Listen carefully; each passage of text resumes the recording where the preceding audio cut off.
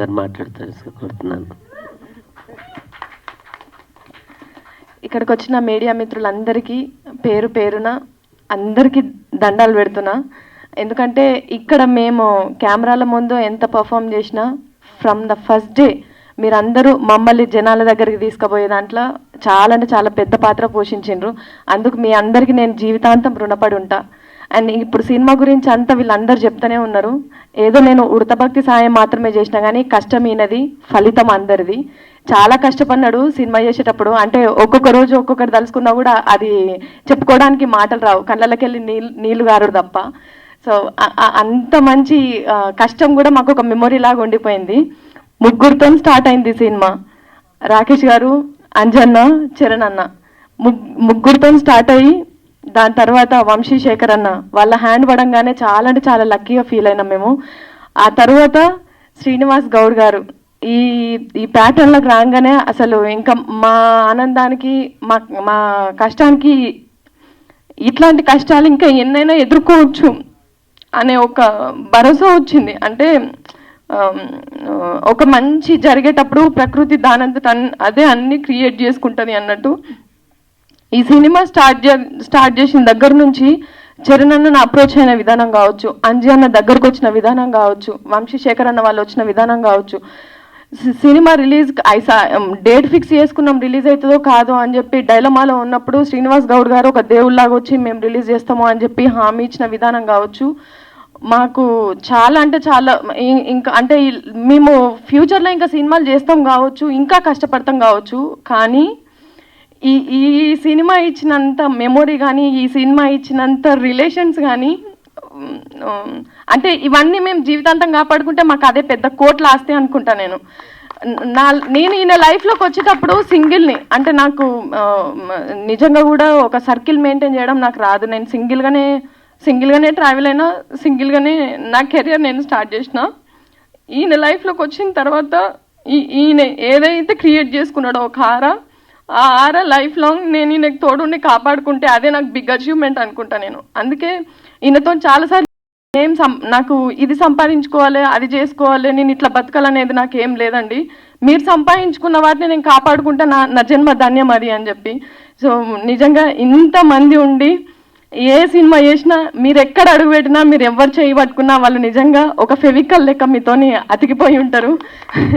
మిమ్మల్ని వదులుకోవాలని ఎవరు అనుకోరు. అంటే ఒక ఫ్రెండ్ లాగా లేకపోతే ఒక రిలేషన్ లాగా వచ్చిన వాళ్ళే మిమ్మల్ని వదులుకోవడానికి ఇష్టపడకపోతే నేను మిమ్మల్ని కష్టంలో వదిలిపెట్టి మీరు కష్టం మీరు పడండి, ఫలితం వచ్చిన తర్వాత మనం అనుభవిద్దాం కదా అని నేను ఎట్లా అంట. అందుకే ప్రతి దాంట్లో కూడా నేను ఉండాలనే స్వార్థంతో ప్రతి మూమెంట్లో కూడా నేను ఉండాలి, నేను ఉంటే కొంచెమన్నా నేను షేర్ చేసుకొని ఆయనకు తలనొప్పి తగ్గించేదాన్ని అయితే కావచ్చు కదా అని ప్రతి దాంట్లో కూడా నేను బిడ్డనేసుకొని తిరుగుతున్నాను అనమాట. చాలామంది అంటున్నారు అంటే సినిమా ప్రమోషన్స్ కదా చిన్న పాపను పట్టుకొని ఇంతగానో చేయడం అవసరమా అట్లా అని చెప్పి. కష్టపడుతున్నది నా భర్త కదా, ఎదురింటోళ్ళు పక్కింటోళ్ళు అయితే నిజంగానే సుట్టం సూపు లెక్క పోతుంటేనేమో, కానీ నా పెన్మిటి కాబట్టి నేను పక్కకుంటేనే ఆ ధైర్యం నాకు ఉంటుంది అనే ఒక ఆశతోని ఇట్లా పోతున్నా. సో సినిమాలో పనిచేసిన తండ్రిగా పనిచేసిన లోహిత్ అన్న నన్ను ఇక్కడ కూడా నన్ను మాట్లాడినారు, ఎక్కడ కూడా నన్ను తొక్కేస్తారా మీరు, మాట్లాడినాయండి నన్ను కొంచెం.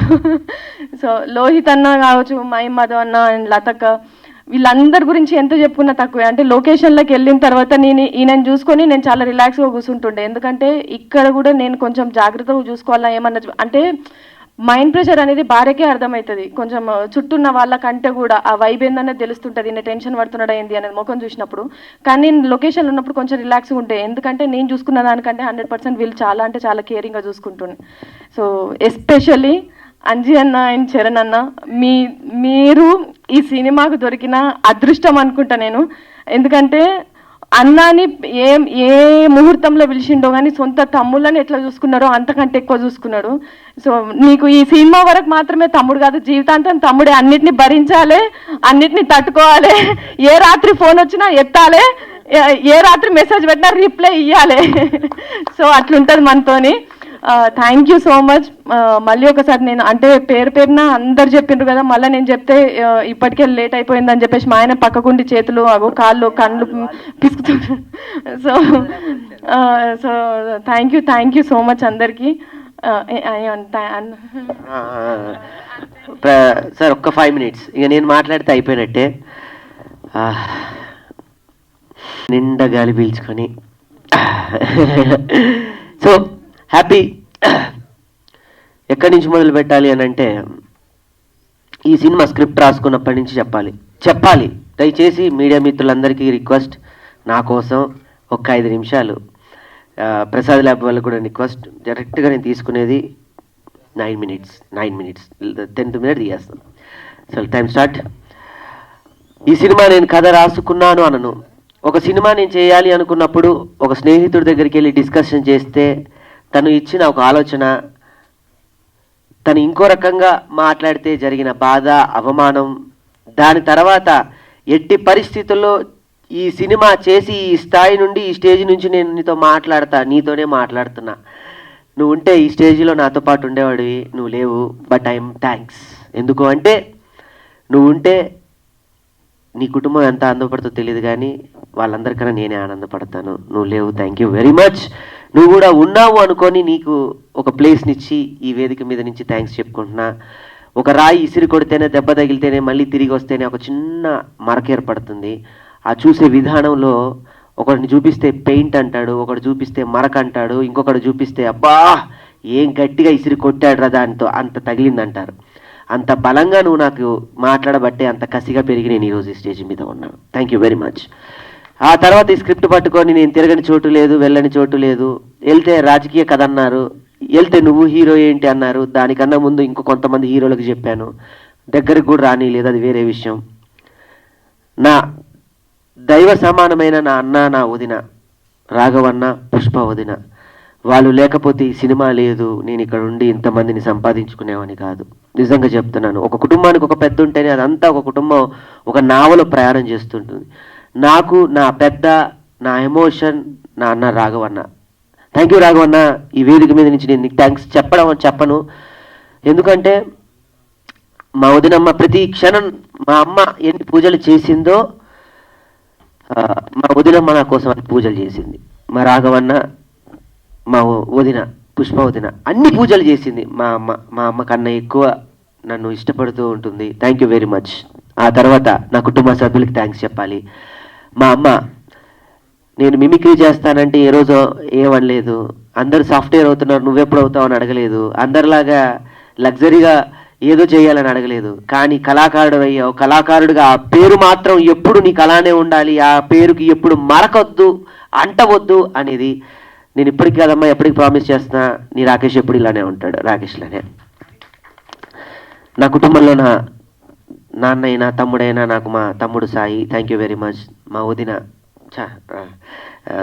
మరదలు వీణ, థ్యాంక్ యూ వెరీ మచ్ వీణ, నీకు పుట్టినరోజు శుభాకాంక్షలు.